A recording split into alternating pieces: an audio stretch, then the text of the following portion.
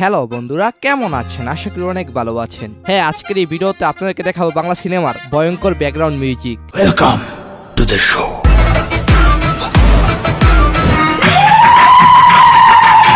ইতিপূর্বে আপনারা অনেক ব্যাকগ্রাউন্ড মিউজিকের ভিডিও দেখেছেন, তবে আজকে আপনাদেরকে দেখাতে চাই বাংলা মুভির অদ্ভুত ভয়ঙ্কর ব্যাকগ্রাউন্ড মিউজিক।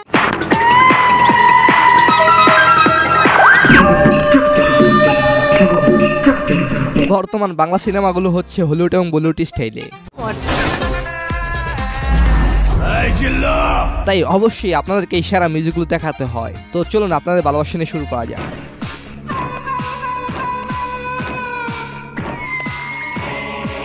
হ্যাঁ, এটি হলো মিশা সওদাগরের ভয়ঙ্কর ব্যাকগ্রাউন্ড মিউজিক। হ্যাঁ, এই মিউজিক শুনলেই পরক্ষণে মিশার মাস্টারপিস ডায়লগের কথা মনে হয়। কৃষ্ণ হইয়া রাধার লেগা গাধার মতো বাঁশি বাজায় গেলি রে। এইবার তোর মিশা সওদাগর বর্তমান মুভি ইন্ডাস্ট্রির অন্যতম সেরা ভিলেন। তার অতীতের ব্যাকগ্রাউন্ড মিউজিকগুলো ছিল একটার চেয়ে একটা সেরা। মিশা যখন ডায়লগ দিত, ব্যাকগ্রাউন্ডে বাজত ভয়ঙ্কর মিউজিক, আর চায়ের দোকানের মুরব্বীরা হা করে তাকিয়ে থাকতেন।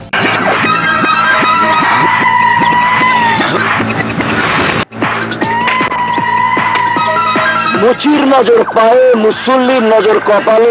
এরপর হচ্ছে বাংলা মুভির ডিপজলের সেরা ব্যাকগ্রাউন্ড মিউজিক।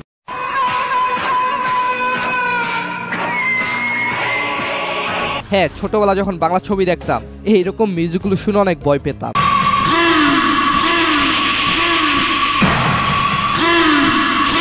তার ডায়লগগুলো ছিল যেমন ভয়ঙ্কর, তেমন ছিল তার মিউজিক। আগুন জ্বলে রে, নিভাইবার মানুষ না। এছাড়াও ডিপজলের অসংখ্য ভয়ঙ্কর মিউজিক রয়েছে।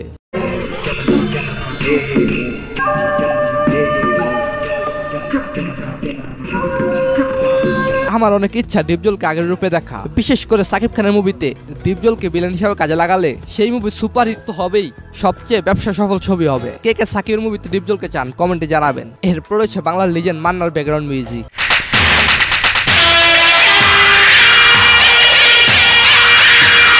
হ্যাঁ, এটি হলো মাথা নষ্ট মুভির পাগলা ব্যাকগ্রাউন্ড মিউজিক। আমার মাথা নষ্ট। এরপর হচ্ছে বাস্তব মুভির ব্যাকগ্রাউন্ড মিউজিক।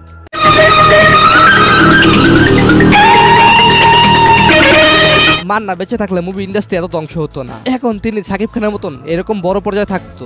এরপর হচ্ছে বরবাদ মুভির জিশু সেনগুপ্তর ভয়ঙ্কর বিজিএম। জিশু সেনগুপ্তর ব্যাকগ্রাউন্ড মিউজিক শুনে অনেকে ভয় পেয়েছে।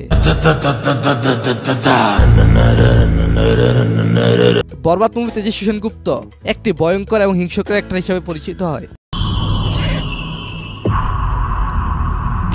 বরবাদ পুরোটাই একটি অ্যাকশনধর্মী মুভি, যেখানে সাকিব খান নিজে ভিলেন হিসেবে অভিনয় করে। আপনার ছেলে একটা জানোয়ার। হ্যাঁ, তার এক একটা এন্ট্রি এবং মিউজিকগুলো আতঙ্কজনক।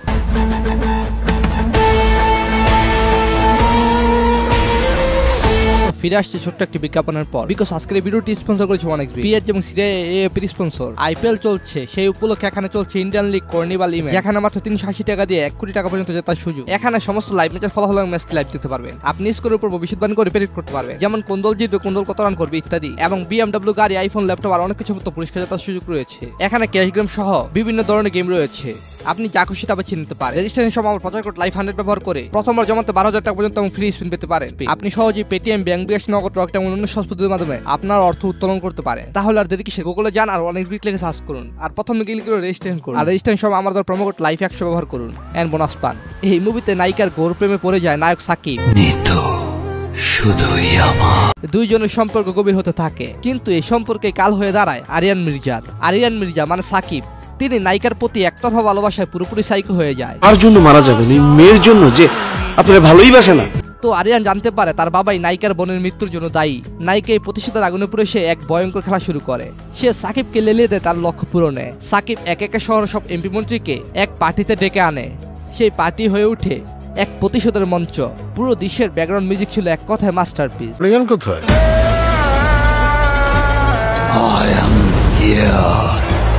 যা দর্শকদের শ্বাসরুদ্ধ করে রাখে। মানে বরবাদ মুভি বলিউডের চেয়ে কোনো দিক দিয়ে কম নয়।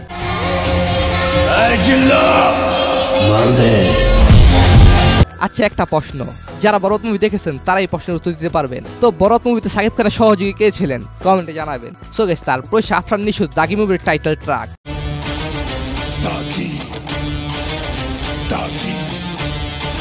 পুরাই মালায়ালাম ছবির মতো মিউজিক। এরপর সাফরান নিশুর আরো এক ভাইরাল ছবি সুরঙ্গের মিউজিক।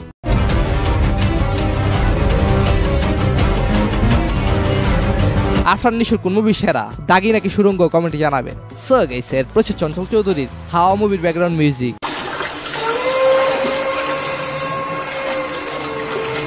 হাওয়া ছবিটি একটি মাছ ধরা নৌকার ভিতরে গড়ে ওঠা কাহিনী।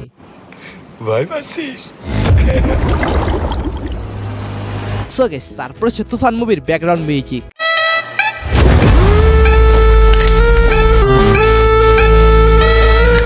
এছাড়াও তুফানের টাইটেল ট্র্যাক ছিল চমৎকার। তুফানের চঞ্চল চৌধুরী ছিল লিজেন্ডারি ক্যারেক্টারে এবং তার ব্যাকগ্রাউন্ড মিউজিক ছিল চমৎকার। তুফান, খুব ভয় পাইছি রে। এরপর নাসিরউদ্দিন অভিনীত অ্যালেন স্বপন সিরিজের মিউজিক।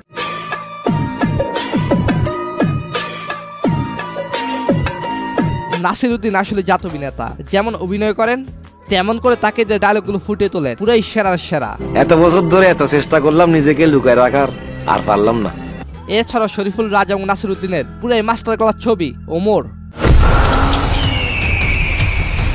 এখানে সবচেয়ে বেশি খেয়াল রাখতে হয় সাপের মুখ থেকে বাঁচানোর জন্য। ভালো গল্প হলে জনপ্রিয় নায়কের প্রয়োজন হয় না। আসলে সুন্দর হয়েছে ওমর ছবি। লাগেজ নিয়ে কোথায় যাচ্ছ? শালা ধরা খেয়ে গেলাম। আর শরীফুল রাজের পরাণ ছবিটা ছিল জোস। কে মার্ডার করছে? আরেক লিজেন্ডারি অভিনেতা মোশাররফ করিম, তার মহানগর সিরিজটি ছিল সেরা।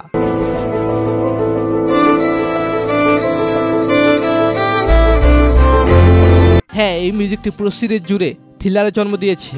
দুইটা কথা মনে রাখবা বন্ধু। এক, নামটা হইতেছে হারুন। পুলিশ এবং রাজনীতি ব্যক্তিদের কাণ্ড কারখানা নিয়ে এই সিরিজটি তৈরি। জীবনে দুইটা জিনিস দরকার, একটা হলো বিশ্বাস, আর একটা হলো সঠিক মানুষের প্রতি বিশ্বাস। সো গাইস, তারপর হচ্ছে রাজাগুন্ডা মুভির মিশুর ব্যাকগ্রাউন্ড মিউজিক।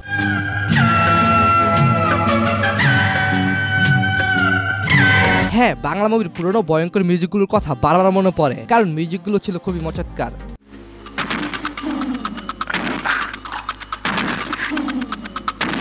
বিশেষ করে ডিপজলের ব্যাকগ্রাউন্ড মিউজিক, তার এন্ট্রি, তার চোখগুলো পুরাই ভয়ঙ্কর।